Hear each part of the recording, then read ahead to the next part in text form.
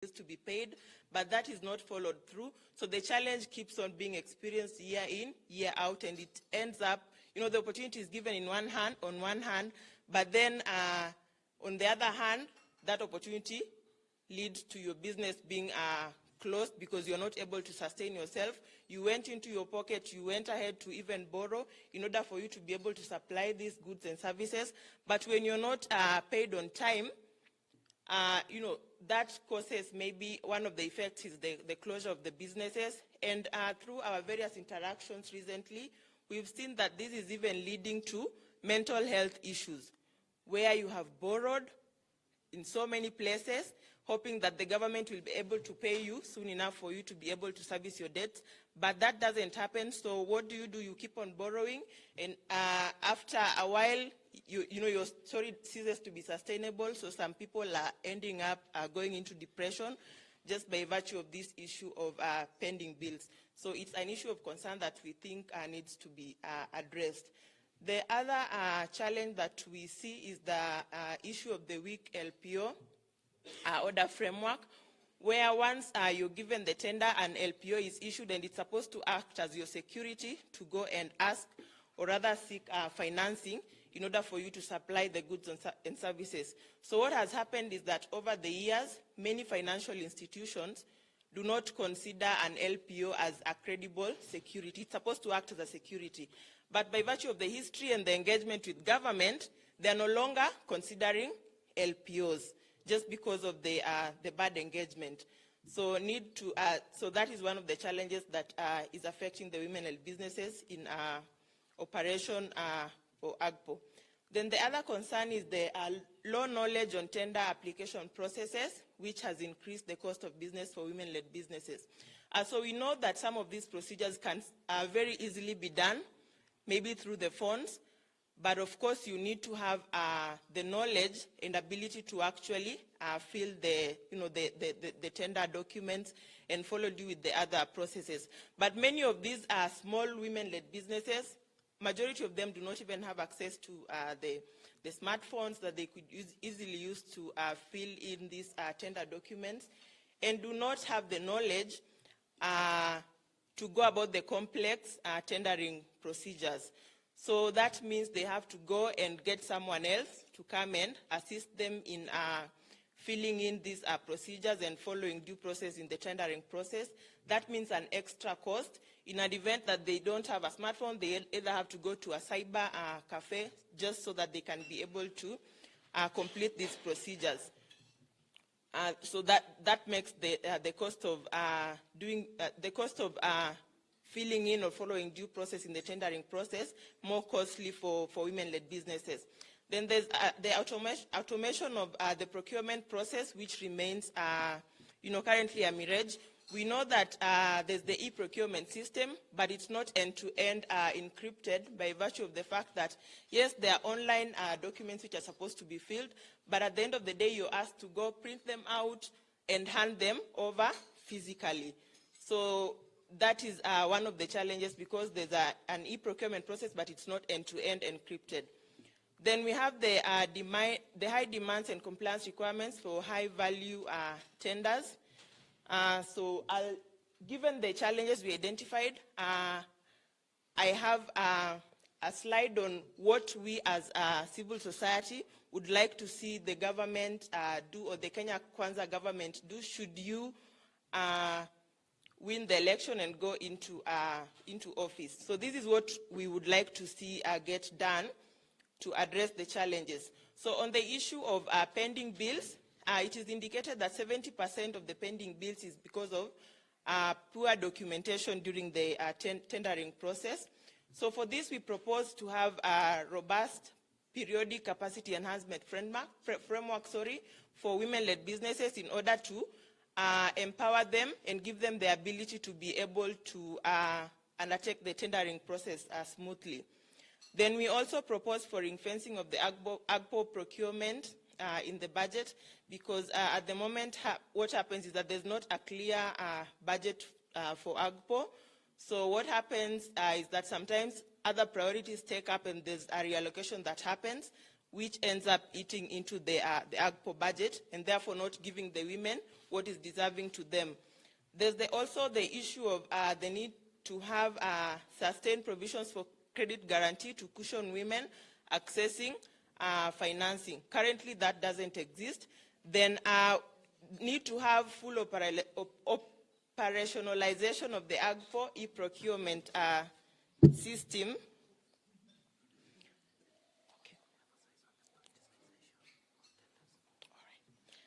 So then, yes, they need to have full operationalization of the AGPO e-procurement system. Currently, what we have is the IFMI system, which is an accounting system, so they need to have an e-procurement system. Then need to set up a reward or punishment for government entities to enable comply with the 30%, where we are able to identify and call out those who are not actually implementing the 30% provision for AGPO. Then they need to employ more women procurement officers. We know that the procurement profession is very male-dominated. So some of the challenges experienced by women, we have some women are experiencing sexualization of the AGPO procurement processes. So getting more women employed in the procurement process will actually help us cure some of these processes. So I'll ask that the Kenya Kwanza team considers our proposal towards addressing the procurement challenges being faced by women in order to enable them access more of these AGPO opportunities. And leave it there.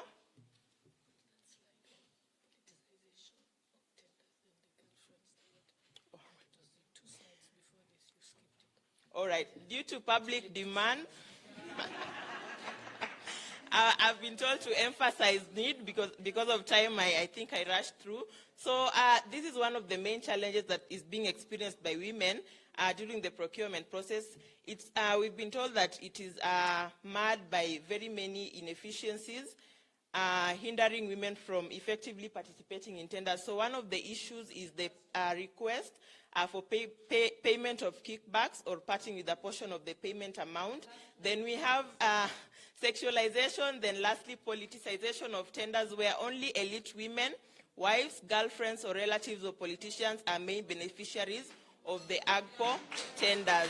So I'll leave it on that note and invite my colleague Winnie from Angaza to make the next presentation.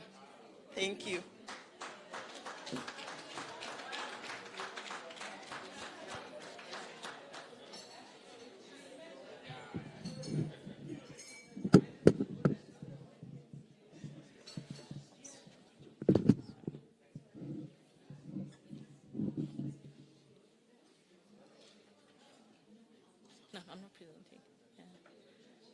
So, Your Excellency, the Deputy President of Kenya, Dr. William Samoei Ruto, governors present today, Governor Nanok and Governor Mandago, who is also my governor in Eldoret, Uasin Gishu County, women reps present today, members of parliament, ladies and gentlemen, good morning.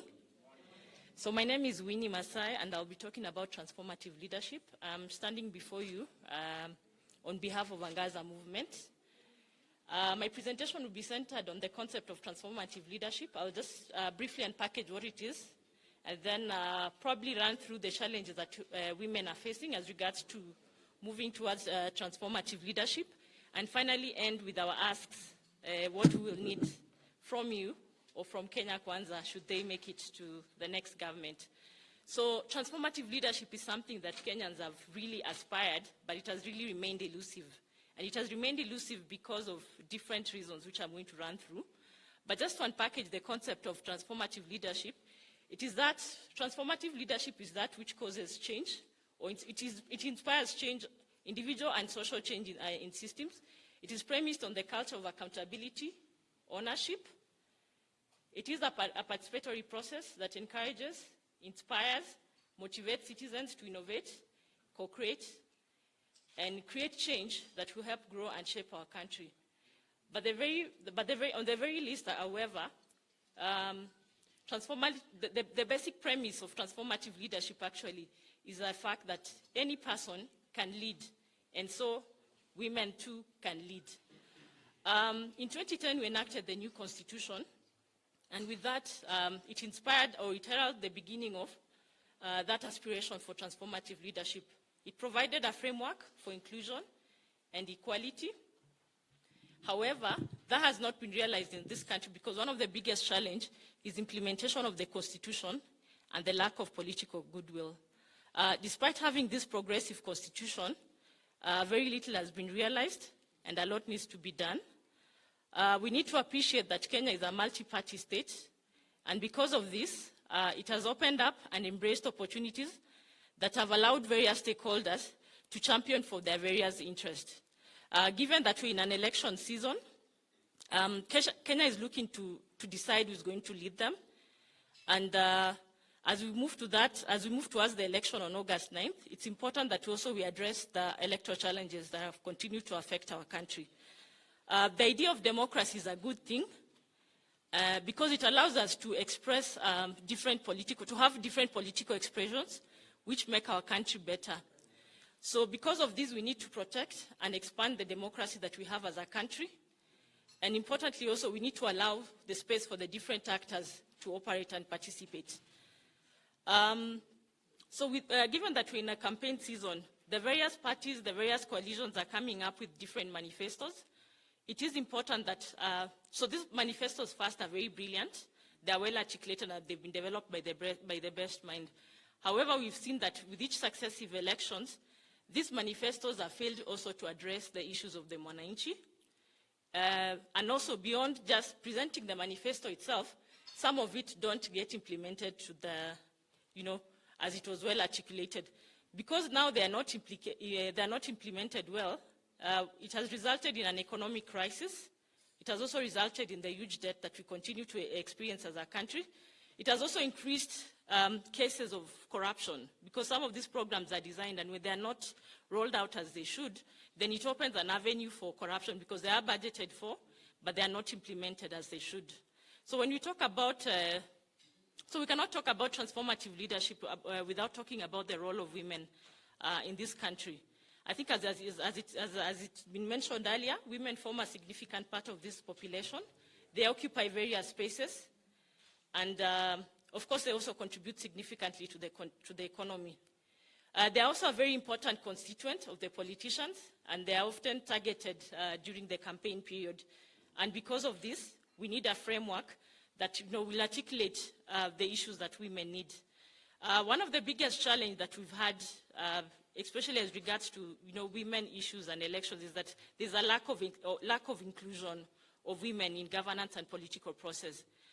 We need women to sit at the table where decisions are being made, so that we ensure that the programs that are being designed and the programs that are being implemented respond effectively to the needs of women in the communities. So the absence of women in these tables means that also the women's nuances are not articulated in policy development and decision making. There are so many layers that contribute to exclusion of women. Like, for example, if you are developing programs for women, the needs for a woman in an urban center is different from that in a rural center. The needs for a woman in a slum area is also very different from a woman in a minority community or in a marginalized place. So all these things, all these dynamics need to be factored in. The other issue is the skewed approach to the two-third gender rule. There is an assumption that when we talk of two-third gender rule, the focus is on it is just on political appointments. This needs to transcend beyond just the political appointments and also focus on the appointments at all levels, whether it's parastatal, whether it's the other sectors. We need to see women represented. So what are the enablers enablers that contribute to exclusion of women? So one of the things when you talk about election is the prevalence of sexual and gender-based violence during election. In the previous election in 2017, we had a significant number of women affected, and even in 2007, and most of these issues have not been retributed or addressed. So we want to go into this election with a focus on women, and we want to urge the various contenders that are involved to make sure that they provide a safe environment for women. The other issue is poverty level. It's quite high in Kenya. 42% of the population are already living below that poverty line. And communities are really struggling to provide that 1 meal per day. So in this event, women also are affected disproportionately by poverty. I will not talk about corruption much because I think my colleagues have mentioned that. We are losing a third of our GDP to corruption, and that is affecting issues of tenders, access to tenders and business opportunities. So I think that has also been spoken about. So what is our idea of transformative leadership from a Ngaza point of view? I think for us it's a leadership that acknowledges and includes women in representation and decision making. It's a leadership that acknowledges that also Kenya is made up of different tribes. Thus, inclusion should be also the face of various tribes, not just women, but also the tribes that are around that are in this country. It should also encompass the concept of the two-third gender rule, as enshrined in the Constitution. We need to see a leadership that views and places women strategically in key spaces in both national and county government and other spaces as well. We also want to see that a leadership that also begins to help the women to break down the issue of patriarchy, which is a problem. And this should be addressed not only in political parties, also in the parliament. The reason why we don't have two-third gender rules is because I think also women are lacking in government, so we can't push for our agenda. So please help us break that because it is a big problem. The other notion of transformative leadership is, we need to root integrity in the community. The concept of inspiring collective action, inspiring collective change should be rooted in the concept of integrity. So what is our ask as I conclude the conversation? I think we need to see deliberate nomination of women to key institutions of leadership. We want to see women making very tough decisions. We want to see women in ministries like, finance. We want to see them seated there. It's not enough that we have, a Chief Justice who is a woman. We want to see women making these key decisions. Please rally your followers to provide a safe space for women political contestants to participate in these elections. It's not been easy for them, especially during the party primaries, but we hope that even as we move towards the election, that this is an issue that will be addressed. And then we need to recognize that SGBV has been used as a weapon as a political weapon or a tool that has been used to dehumanize women during elections. So we need to say no to that and say that we need to treat our women and girls better. Then we also need to operationalize the two-third gender rule because for us that provides the framework for engagement. And the other thing that is very, very important as well is to ensure that we will have peaceful elections whose outcome would be credible, that would be legitimate, and also would be acceptable. So we also need to appreciate that electoral integrity should not focus only on institutions. I think when you talk of electoral integrity, we tend to focus a lot on the IBC. We also need to focus on the caliber of leadership and the quality of leadership that we are bringing forth to this society. Then we also need to nominate women and men of integrity.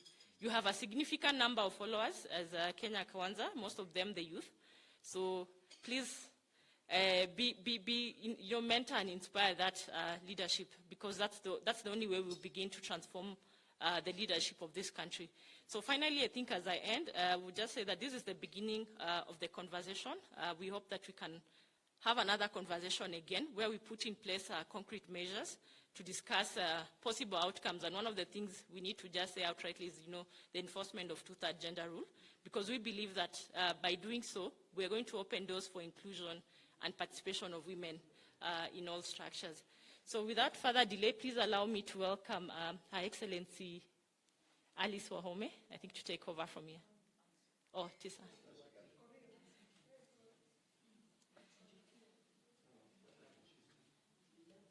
Okay, all right.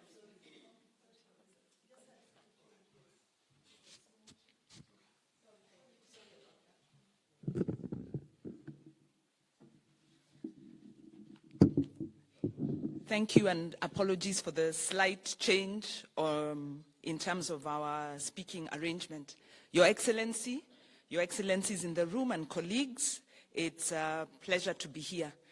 I'll be very brief because a lot has been said. One is that, Your Excellency, we have Sorry, yeah, I know, let us settle. We appreciate the additional time that you've given us, and I'll be brief in that regard. We have several proposals around that are very detailed, and we can't exhaust them. We have a brief manifesto. The version we have put on the table is the popularized one. Of course, backing that, we have more comprehensive submissions, but we have a simplified manifesto which stresses on a number of things. And my colleague, Dr. Ruto, has brought it out very well. But I'd really want to stress that Kenya's public debt procurement and management system is broken because we have seen a violation of the public finance management constitutional safeguards to move us from a debt sustainable position, almost a balanced budget position, into the problem we are in. And COVID found us in a very vulnerable position. COVID found us losing competitiveness because since 2015, the country's been losing regional competitiveness. So we are building, very nice infrastructure. But when you look at what we are earning in terms of exchange rate and how our products are doing out there, there is no foundation for the promises that the party is making. So we really need to look at the debt management system comprehensively and overhaul it. And this includes the state-owned enterprises, that restructuring process. We need transparency, accountability there. Looks at the PPPs that are in place and are being touted as the option for revenue raising. But you can see without the income coming in, there is no tax to pay even for the PPPs. So, and we really propose this to be a process that brings the political parties, actors together, so that we don't have a situation where a government, whoever is in government, is not working in concert with the other political actors. So I think the urge is, should Kenya Kwanza ascend, should you take that seat, let it be a government that confronts the reality of we're in a poor economic state. And all actors need to work around this because the brunt is being borne by the ordinary Kenyans, more so the low income. So one is that. The second is our assessment of it, and I think it's come out here, is a failure of political accountability. And this is a problem that Kenyans have been grappling with for a long time. It's not new. The 10 years has been worse. We have seen reversals. We have seen corruption reach levels we didn't know. It has become more sophisticated as global trends go. So we are using our good knowledge and expertise to also undermine our governance. This is not sustainable. And the figures here have shown it's not sustainable. So the big agenda is political accountability. And really it starts with the leadership and the decisions that the leadership makes and the transparency and the accountability. The third thing I'd like to bring out, it's also come out in one way or the other, and I know Daisy is having a bilateral with you on that, Your Excellency, is civil society. Civil society was a friend of the 2002 administration, the NAC administration. We started a process of developing a public benefits organization framework that would support civil society, that would make civil society accountable and more effective working with government. We know the last 10 years that process was frustrated. We know there's been mistrust, there's been the evil society adage. Civil society contributes employment, expertise. In fact, some of our best colleagues wind up supporting government, and they bring in the values and the expertise that we have. And so we know that we have champions in Kenya Kwanza, and we want more champions. And I know we've worked with Alice Wahome, Honorable Alice Wahome, from a long time ago. So where is civil society? Please make sure civil society are part and parcel of your agenda. The last one is on public participation. This is, we've had very vibrant public participation because of the Constitution, because of devolution. But it remains tokenistic. And it remains tokenistic because of the fear of really empowering citizens, ensuring there is village governance, ensuring resources go to the local level, ensuring there is transparency at the local level. For instance, in Makueni, they have procurement committees. Contractors can't be paid until citizens have scrutinized the project. They have access to the bills of quantity. That is what empowering public participation is, working together with CBOs to support the local economic development. So we need to change the narrative to one of cooperation, to one that focuses on growing the economy, to one that is bringing solutions on the table and bringing all stakeholders on the table. And I pray that that is the approach that Kenya Kwanza will take as you campaign, and should you then ascend into office, that we can see that kind of governance. So I'll leave it there, and I wish to then invite my colleague, or our colleague, and also your right-hand man, Dr. Singoe Karibu. Thank you.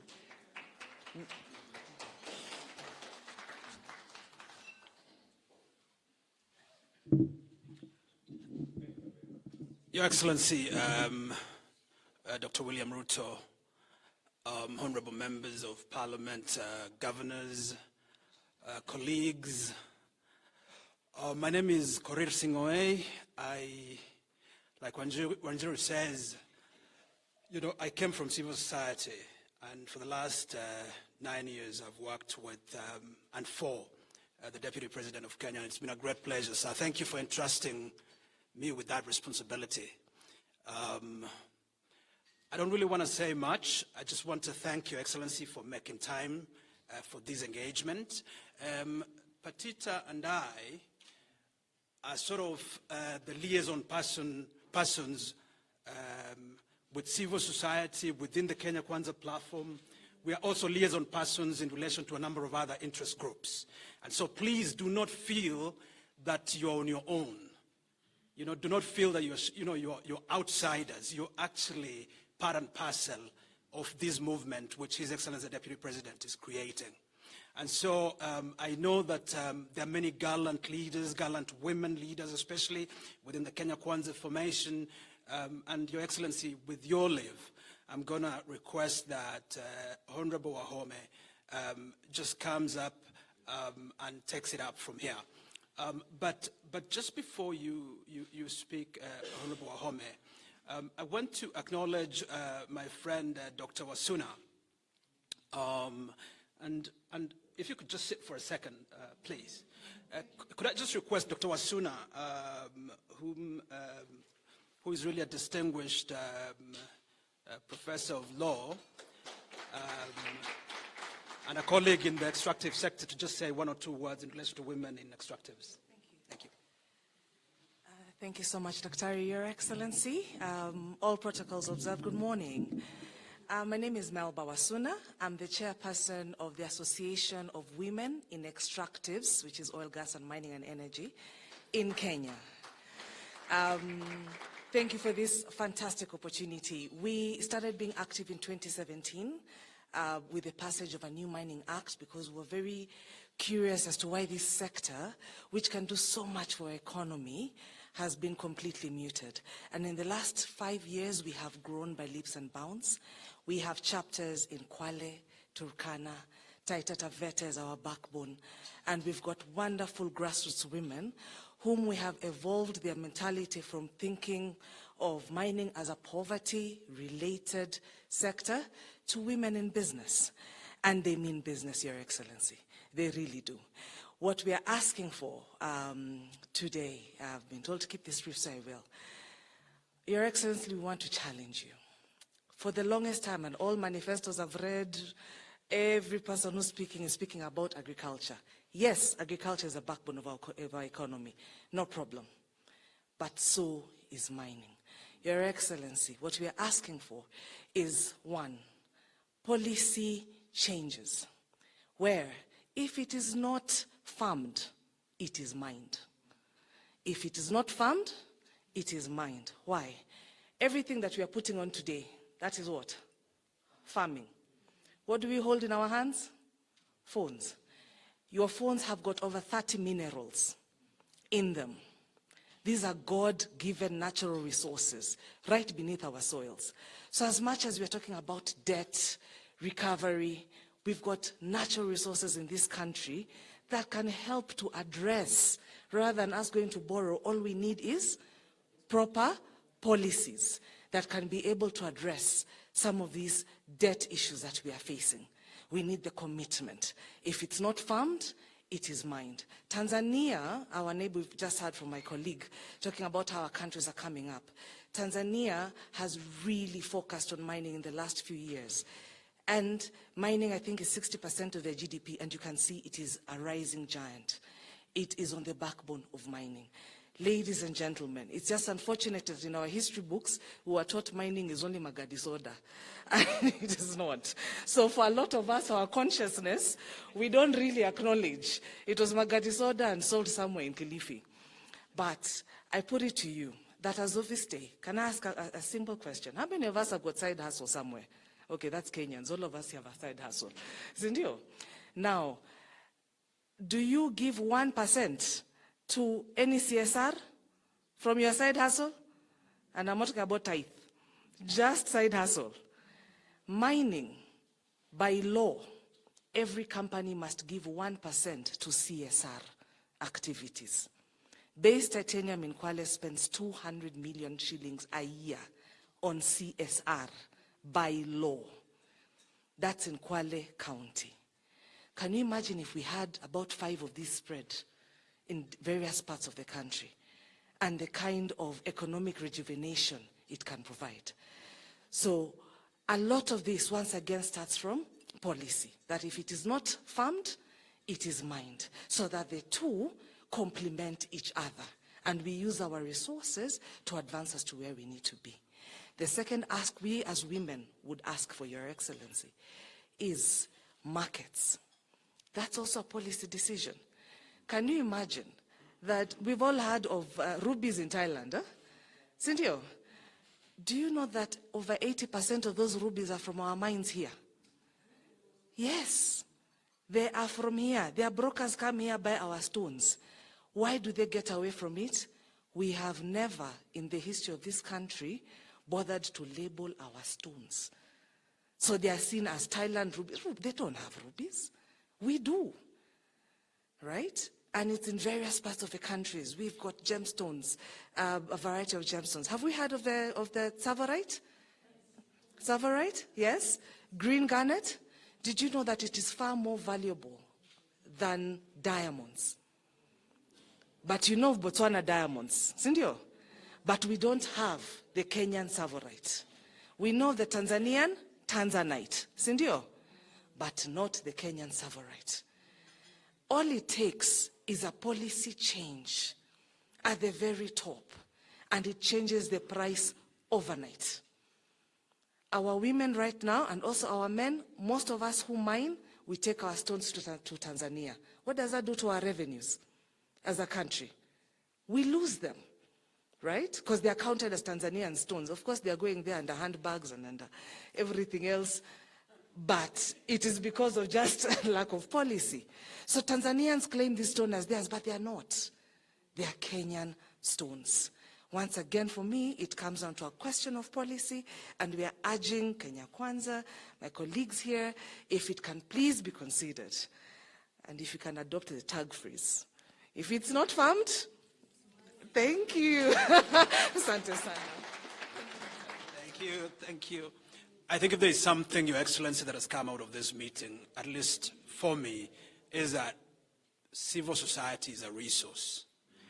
Your Excellency, I really urge you to leverage on civil society.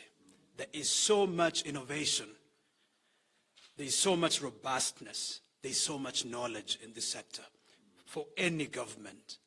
And so without further ado, it's my pleasure to invite Honorable Wahome. Thank you. Thank you, Your Excellency. This morning meeting is for the civil society and yourself. But I am happy that they were able to reach us out, and I want to thank Gloria for saying that there is a problem in terms of us linking with the civil society. You remember, Your Excellency, you had tasked me to keep on engaging various civil societies. So therefore, I want to thank you very much for this particular morning, for ensuring that you engage His Excellency, the Deputy President of the Republic of Kenya. Even before you say he's a candidate, he's your Deputy President, and therefore, there is even a need that we should have engaged him earlier. I want to recognize Honorable Gladys Shorey. Your Excellency, let me please stand up. Honorable Gladys Shorey, you know her. Member of Parliament for Uasin Gishu County. Then there is Governor Madago. We will not be able to speak because we want His Excellency to address the issues. Yes, Karibu Sana. Then we have Governor Nanok. Governor Nanok, you know, he introduced himself, but he's a great gentleman there. But allow me to also introduce, yes, I see you. Allow me to introduce the Secretary General of UDA Party, Veronica. You will excuse me, Veronica, I know you are a great woman, but let's just allow only Seth Barire. You can see she has come all the way from Embu. She's our governor candidate. Please come and take only 1 minute. This is a child of the civil society from Youth Agenda, and therefore working with us. So when civil society, you say you can't reach us, I wonder, you forgot this is your child. This is, yeah. Thank you. Thank you, Alice, Your Excellency, the Deputy President, and the incoming President of Kenya. Our protocols observed. Good morning. I'm glad to be here and really excited about this engagement with civil society, which is where I came from. And I'm particularly excited about the presentations that have taken place this morning. And I just found myself really missing those old days when I stood in front of leaders and told them what it is we thought we needed to do. But I'm particularly excited, Your Excellency, and now you'll understand us women leaders, myself, Alice, Keheka, when we sat down to do the Women Charter, after having gone around the entire country, and you listened to the views of women across the country. And when we were doing the Women Charter, one topical issue that was on the table was the ACPO issue. And I'm really excited about the presentation by Akoth, and especially when she said that, you know, about the way it is women are treated, and the fact that we haven't even scratched the surface of ACPO.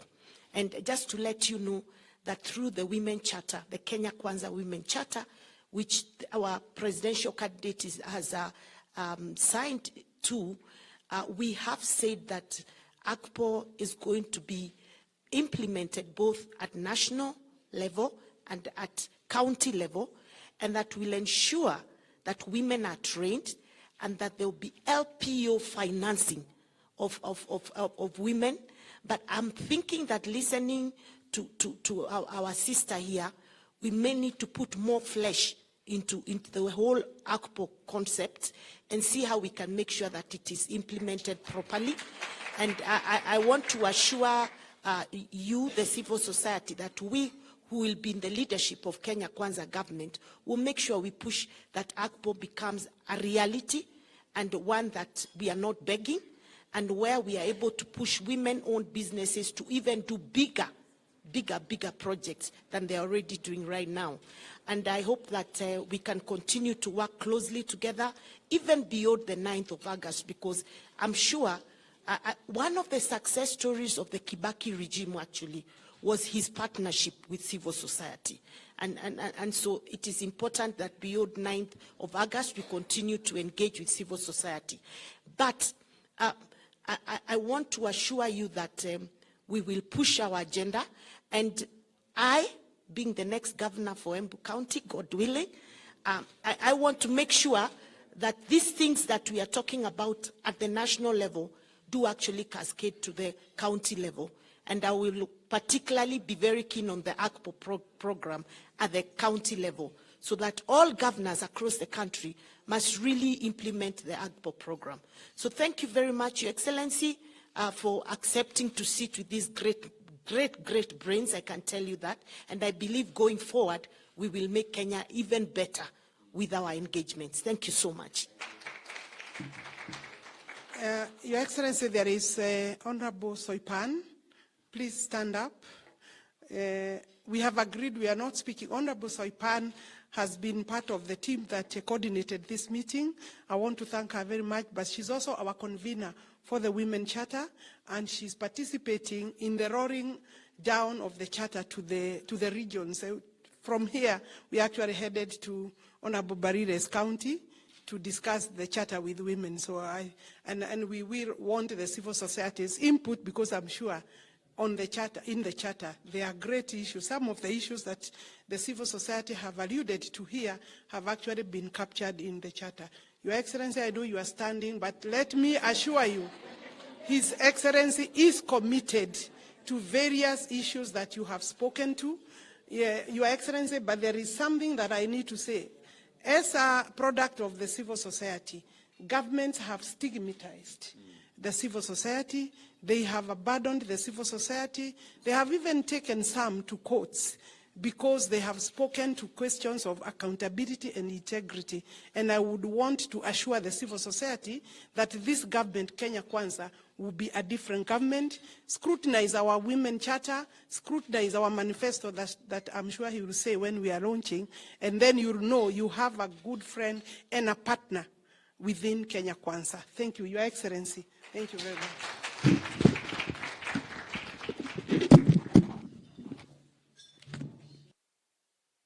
Thank you very much. The leadership of TISA and all the other civil society groups present here this morning, the Kenya Kwanza fraternity members who are here, and all our friends, good morning. Hamjambo. Let me say, first and foremost, I want to thank the men and women who put this meeting together, both from our political formation and the civil society groups. It is a very important moment for all of us, especially in the space where we are focusing on the elections in August. The conversation that we are having here is a very important conversation that brings together people from different sides of government. We have the politicians, we have others, and then we have our good people from civil society.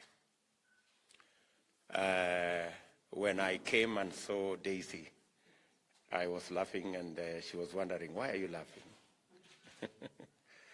And I like Daisy because she speaks her mind. Sometimes you may not like what she has to say, but she says it anyway. Sometimes she has been very unkind to me. I feel like calling her and telling her, Daisy, surely you cannot say this. But I appreciate that she's a very strong person. And in Kenya Kwanza, the women and civil society agenda is alive. And we have many people in our political formation that trace their roots to civil society and women advocacy institutions. Alice here was, I think, a member of FIDA, and many other people. So I can confirm to you that in our political formation, we have what I consider to be the strongest women leaders.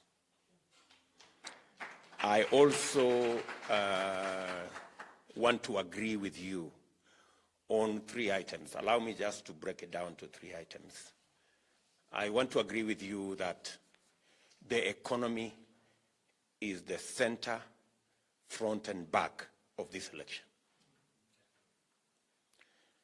And any discussion that is not centralized about the economy is not a honest conversation.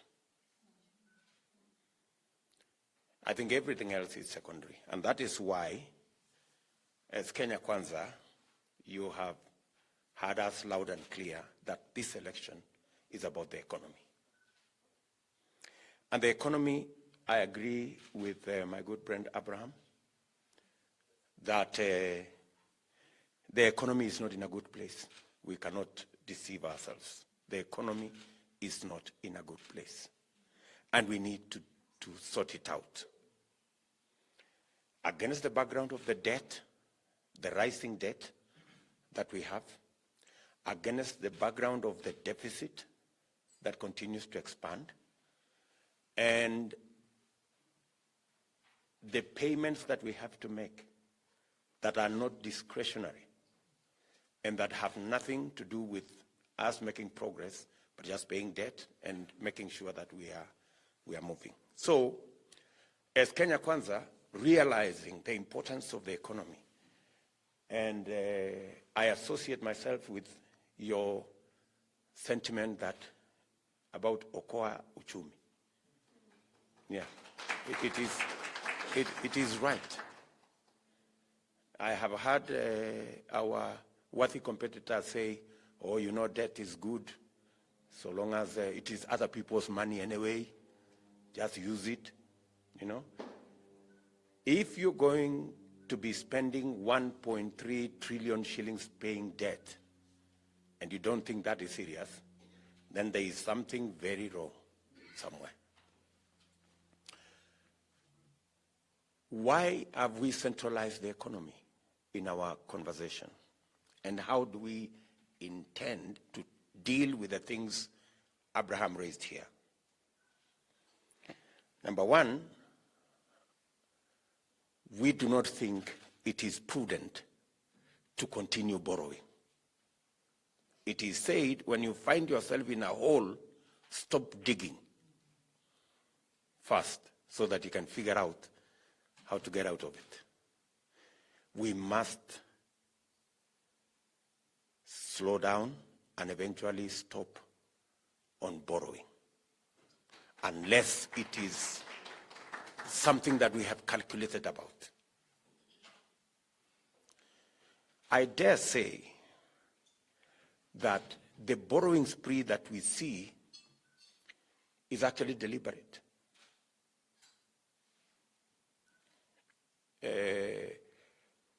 I don't know for what purpose, maybe to achieve a political end or something, but I don't think it is prudent. And therefore, the Kenya Kwanza administration, by God's grace, we will first and foremost figure out how to stop borrowing. Slow down, eventually stop borrowing. That's number one. Number two, how do we fund what we need to fund and the commitments we have made and the promises we are making? We have two options. When you hear us talk about bottom up is not bottom versus up. It is bottom up. We believe that there is a huge category of Kenyans that today have no chance of paying taxes, not because they don't want, but because they are not in a position to pay. How did we arrive at this pool of Kenyans? we inject into the labor market about 800,000, 900,000 people every year. 50,000 get jobs in corporate Kenya. Another 150,000 get jobs in formal SMEs. But 600,000 odd Kenyans join this space, which is basically a lottery, that has no, you don't know exactly what you're doing, but you're doing something. Today you're selling this, tomorrow you're selling the other thing. You're making 100 shillings today, you make 200 shillings tomorrow, you get another 300 shillings the next day. It's a lottery, So we have this pool of 550,000, 600,000, and 600,000 Kenyans who join this lottery every year. And that's the pool that keeps increasing. It's now around 10 million people, hustlers, the people who are doing all manner of jobs, making 100 shillings, 200 shillings. And the biggest challenge that this big body of Kenyans have is, in our assessment, number one, a place to do whatever it is that they are doing. Number two, legislation to protect what they are doing. And number three, which is the biggest animal, is access to credit. The proliferation of Fuliza, for example. Fuliza today lends maybe 1 billion shillings a day. 1 billion shillings a day. Why? Because it's the only available credit. And do you know how much people pay for Fuliza credit? 6% per day. That is 2,000% per year. Tell me how you're going to do anything meaningful on money you pay 2,000% per year. You can do nothing. And that's why we have 15 million people on CRB. Right? So access to credit is a very big issue. Our assessment is that this big body of Kenyans who are doing all manner of jobs, and that's why we pushed this Mama Mboga to the center of our economic debate, is because she represents that category of Kenyans that have no place to do their business. Most of the time they are doing it in the sun. They have no protection. The kanjo is always there, and they have no access to credit. So our experts have worked out, if we just made them access credit, even at the current rates of 14% per year, we can move those people from earning 200 shillings per day to earning between 500 and 700 shillings a day. What will happen if that happens? If you do just 200 shillings per day on top of what they are earning today, you will increase their income by about 2 billion shillings a day. You will have 750 billion shillings a year.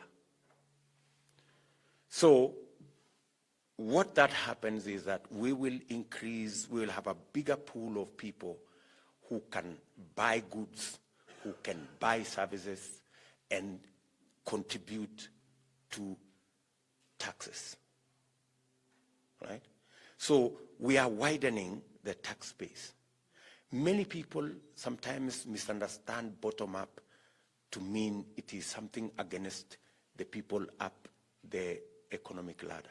In fact, bottom-up provides a firmer foundation for those in manufacturing, because you need more people with money in their pockets to be able to buy whatever we are manufacturing, whatever our industries are producing. That's how we are going to increase our tax base, and that's how we are going to have more people paying taxes, and that is how we are going to collect more tax. So our approach is to broaden the tax base by empowering the people at the bottom of the pyramid, and they don't need much. The people at the bottom of the pyramid do not need a lot of money. But when they have it, they will turn it around because of the large numbers we're dealing with. And that is why we have come up with the Hustler Fund. And we have said we are going to learn from what did not work with all the other funds we tried to put together. It must be simple to access this fund.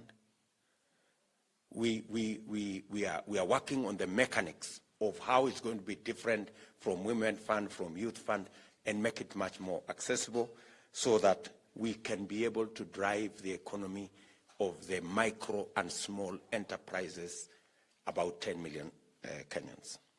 That's number one. Number two, and I'm speaking to what Abraham was asking here, so we intend to grow our taxes, and we intend to grow our taxes by putting money where we get a return. Number two, we are going to invest in agricultural productivity. Why agricultural productivity? Because it's what we have. You work with what you have. Our competitors are telling us they will be giving 6,000 shillings for 2 million families, which works out to 140 billion shillings every year. As Kenya Kwanza, we will work with 30 billion, a quarter of what they propose to use. And we will target 2 million households that today are in food deficit with inputs. And we have done the calculations. You just need about between 15 and 18,000 shillings to be able to provide enough inputs for 1 acre. They are currently producing like 3-4 bags. You can take it to between 12 and 15 bags if you give them the farm inputs. They will not only, and these are food deficit households at the moment, they will not only produce enough for them to eat, they will give you a surplus. Right? And our 30 billion will be a revolving fund. Their 140 billion is a sinking fund. It's all different, right? And it's because people don't think through what they say. You know, they don't interrogate what they say. So because the challenge we have is a challenge of food security. We have a problem today. We have a serious problem of high cost of living. And that high cost of living, the biggest contribution to the high cost of living in Kenya today is the cost of food. 52, on average, 52, every Kenyan spends 52% of their income on food. That is Kenya National Bureau of Statistics report. If we bring that down to 35, 40, even by just 10 percentage points below, we will do a lot of saving for us to spend in other areas. So we must deal decisively with the challenge of the high cost of living by investing in agriculture.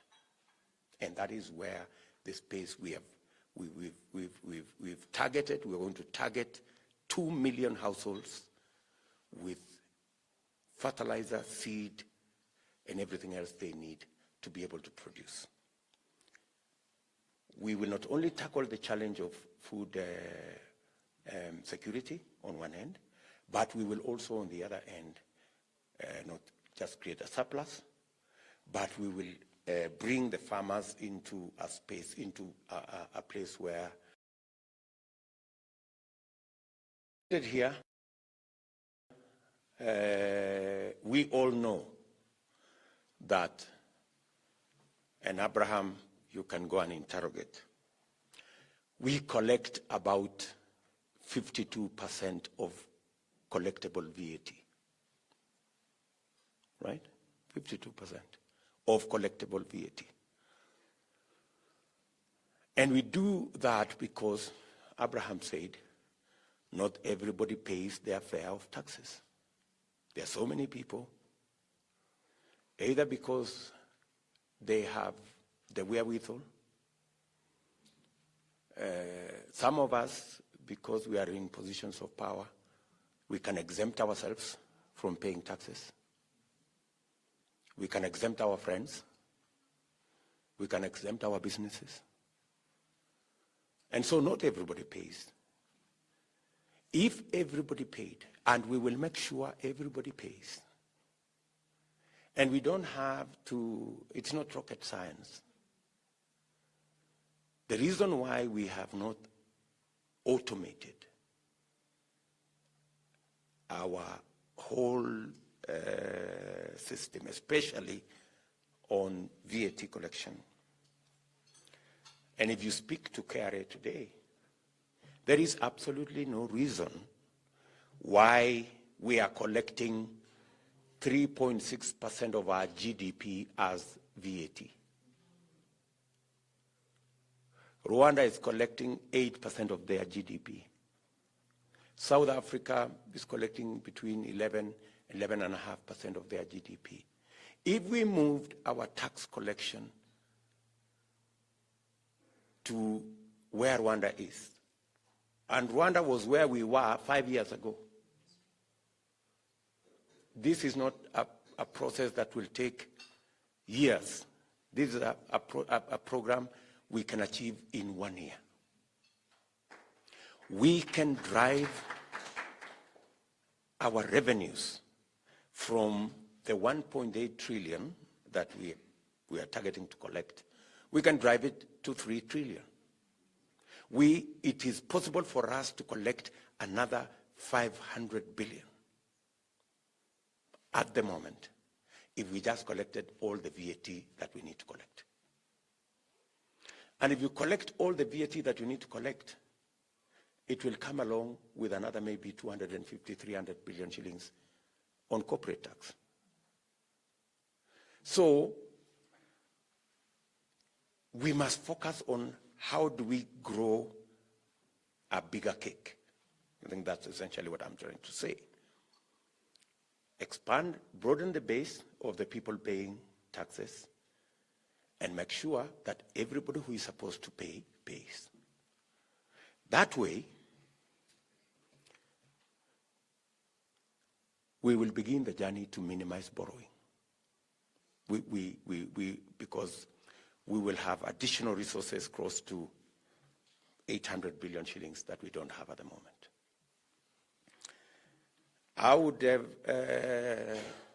I'd be happy to have a conversation with Okoa Uchumi and your thoughts. And I would want you to interrogate what I have said and tell me whether it makes sense and whether it adds up, you know, because I want you to hold me to account on what I have said. So that way, we will begin the journey to to balance our books, because our numbers must add up. We cannot continue growing the deficit. It is dangerous. Yeah? Number four, we are looking at the big challenge today of unemployment. It's a big elephant. When I go to a rally and you find on a Wednesday or on Tuesday thousands of young people in a rally, it also tells you you have a problem. Because these are people who ordinarily would not want to be in a rally if they had something to do. Right? But because they have nothing to do, they have come to the rally. You know, very few have stopped to do what they wanted to do. Majority have come to the rally because they have nothing else to do. So the size of the rally speaks to two things. You know, you can have a very successful rally because there are many people. But it also tells you another thing, that you have a very big crisis of unemployment. And we will continue investment, but we will continue investment in areas that not only gives us a quicker return, but also creates jobs. You can grow the economy and not create jobs, like we have done in the big infrastructure programs that we have engaged in, right? So I want to promise you that Kenya Kwanza will begin to focus on investments in areas that will not only create for us jobs, but it will give us a quicker return on our investment, because it's business. Let me give this example that I have given and people have not taken it very kindly. We invested in a gun manufacturing factory here in Ruto, 4 billion shillings. And we created 100 jobs. Yeah? It's a good thing. We need guns for our security. But in a country where you have thousands of young people without jobs, priority should be investing in infrastructure that creates jobs, because that's what your problem is. The same 4 billion shillings, if we had invested in informal manufacturing, we would have created 5,000 jobs. Same 4 billion shillings. So the policy choice that you have to make is, do you invest 4 billion shillings to manufacture guns and create 100 jobs, or do you invest it in informal manufacturing and create 5,000 jobs? That's the simple choice we have to make.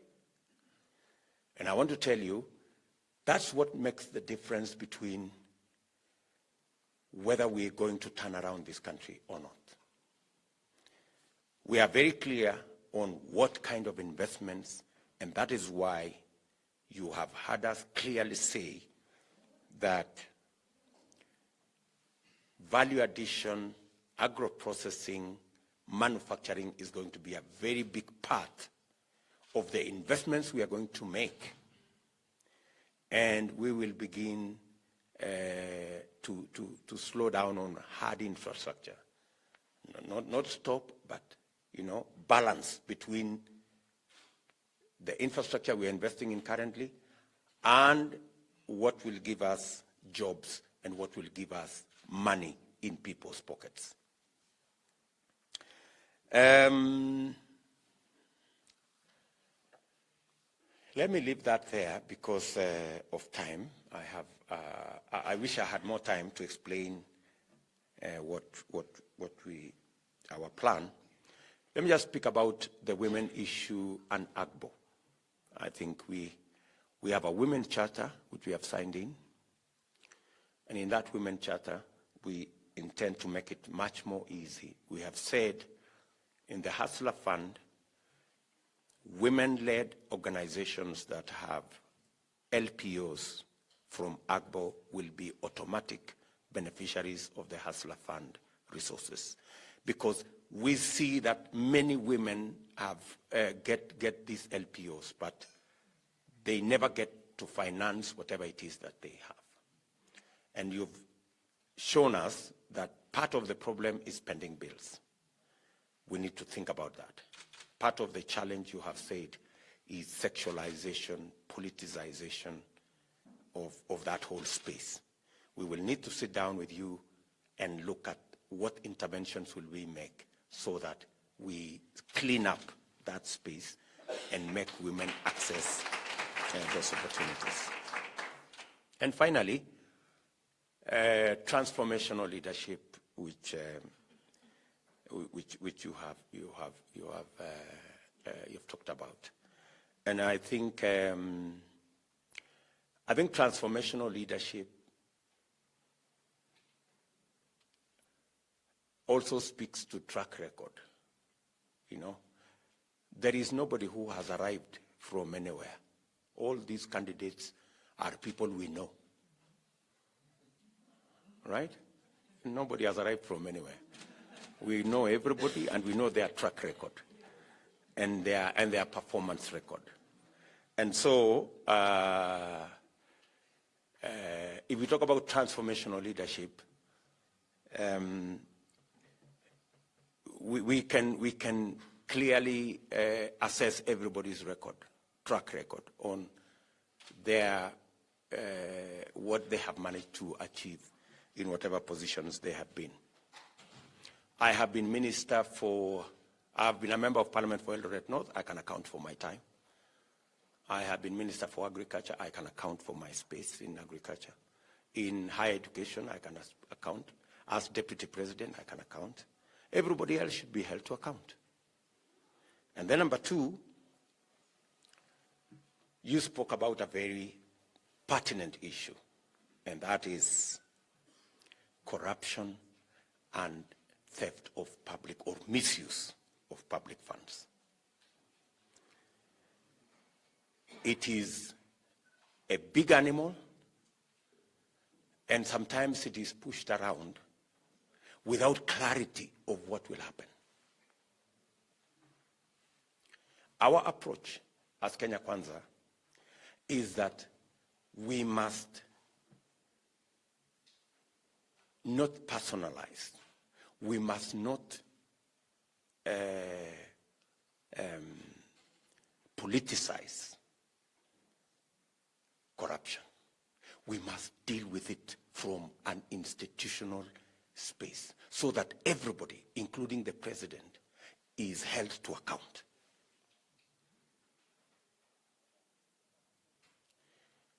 Our position is that the fight against corruption hasn't gone very far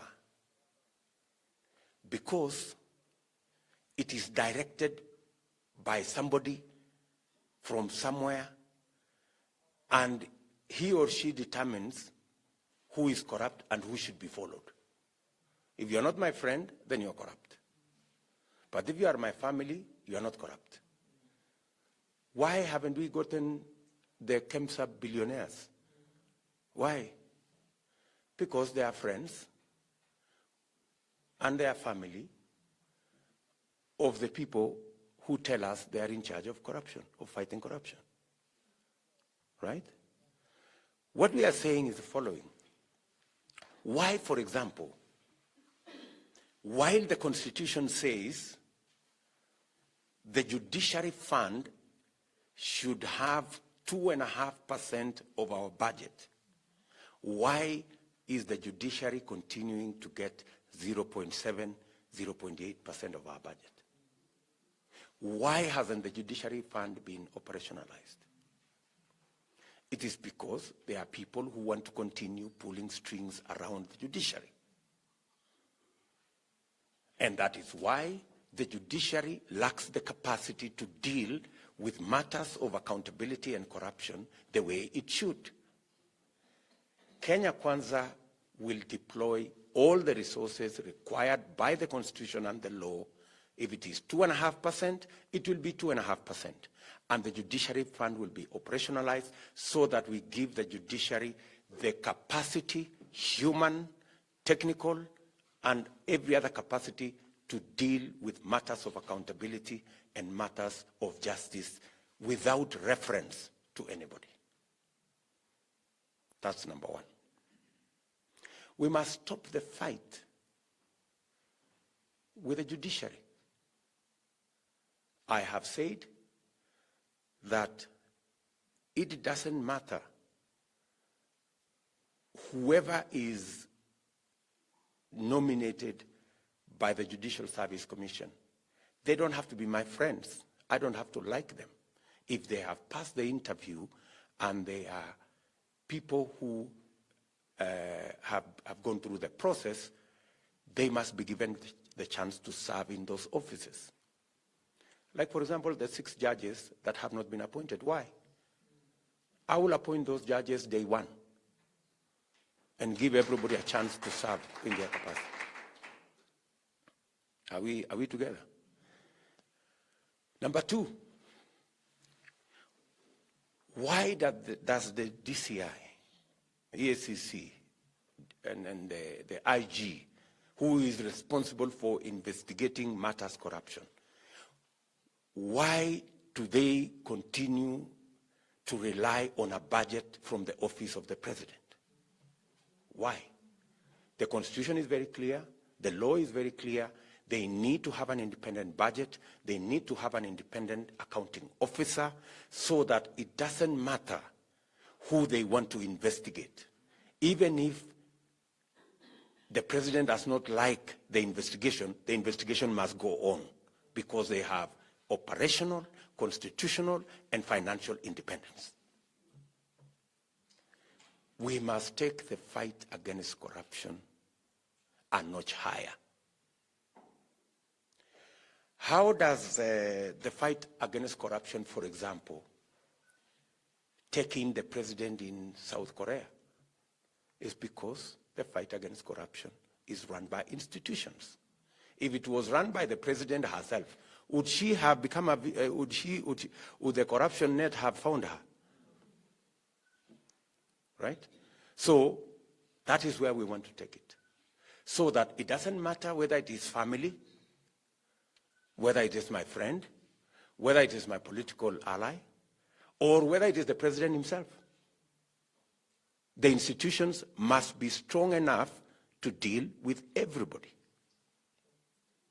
I don't know whether we get that right. That is going to be our, and we want to be held to account to that. Finally, of course you know, corruption thrives around patronage. And patronage is a benefactor of conflict of interest.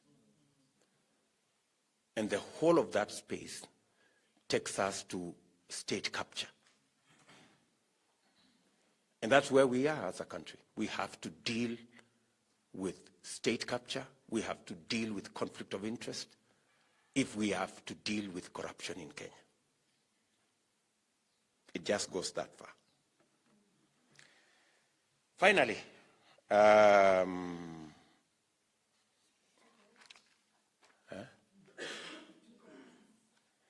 I have made a commitment, a public commitment, and in writing, that we will achieve the 2/3 gender rule. I have made that commitment. Why do I say so with certainty? I say so with certainty because I have great women around me who will work with us to make sure that the mechanism is found for making sure that happens. And I undertook that that mechanism is going to be ready in 3 months. Boss Sholei is here.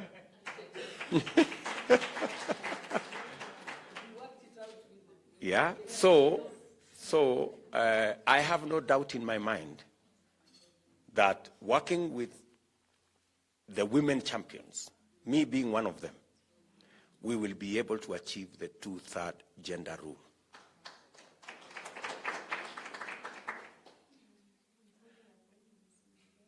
I have already made it public that we don't want this to be tokenism. No. It's not about a woman or 10 women in cabinet. It's the whole space of women being at the center of what we are doing because they form 50% of our population.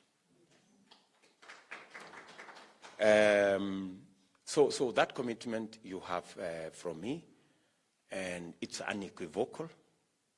In fact, those of you who are keen observers, at Bomas, I was the only woman champion. Even the women were shouting at me when I was prosecuting their case. That's how unfortunate it gets sometimes. The people you are fighting for are actually shouting. Because, you know, there was an attempt to relegate women to some space there where they are flower people, you know? And women were busy clapping, and I was telling them, guys, don't you see you're being, you know, you're being shortchanged? Eh? It's only later that some of them are calling me, but your point was right. We didn't understand it properly, but you know. So when I say I'm a women champion, it is the truth, you know. So so that's where we are. And finally, I don't know whether I have forgotten anything else. The rest of the discussion we will canvass as we move into the future. The extractives, I have heard the good lady who talked about it very well, and I think that is space that women can claim, and we can work together towards achieving the intentions of the country as we do the desires and the aspirations of women in our country. So to all of you, and finally to civil society. I know that we have very strong people who have joined to be policymakers, to be senior people in government from the civil society. I want to promise you that for us to be accountable, because the civil society must keep the space to hold us to account. The same way, the reason why I have a problem, and I always had a problem with a handshake, is because it created a mongrel of a government. Nobody knew where government stopped and where the opposition started.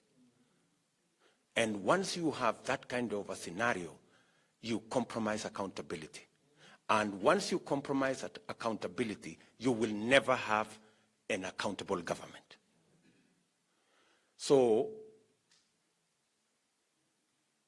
I don't want the civil society to be our friends. I want them to be our partners. Yeah? Because this friendship brings a relationship that then undermines your clarity on how to hold us to account. The best the civil society can do to us is to hold us to account and to point to us when we are going wrong. They must be able to speak authoritatively that this is not right. And you will bring a lot of value to governance in our country if you hold government to account. The same way I would encourage that Parliament or the legislature should be as independent as it can get so that they can hold government to account, or the executive for that matter, to account. Any government is as good as the accountability mechanisms that are in place. And the two very prominent ones is the legislature and our civil society. I really am looking forward to how we can work with the civil society in a manner that they can be promoted to do what they do best by holding everybody to account. So I'm looking forward to working with you guys as partners. And I want to encourage you. We may be friends, but please do your job. You know, you will assist us greatly if you held us to account. It would be good for you. It would be good for us, and it would be good for governance, the governance of our country. So thank you very much, and God bless you.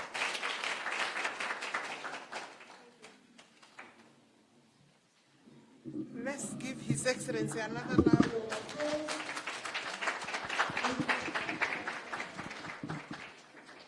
Thank you, Your Excellency, for your time. I'm not the one giving a vote of thanks, but I just want to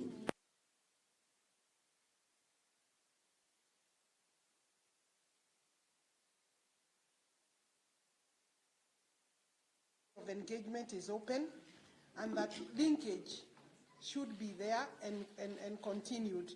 Your Excellency, it is one of those moments that we know that you have taken time from your busy schedule to come here. The civil society, I don't know who will be giving a vote of thanks, but they would want a photograph with Your Excellency to just for record purposes. Yes. And thank you for making the commitments that you have made. And I'm sure that will go on record. Yeah, I know you mean it. It will go on record. It has gone on record. But let me just tell the civil society. And I think, the civil society voice is either not there, and take me positively, because you occupy a very special place in terms of electoral violence, and you have seen it without mentioning where it is happening. Just last weekend, we had the violence in Jacaranda, and it doesn't matter who does it or who is sponsoring it. I think the voice of the civil society is not audible or is not there. We need to hear it so that then you can continue holding us accountable. I won't add anything else. Maybe I'll just turn it back to either Daisy or whoever is taking. Yeah.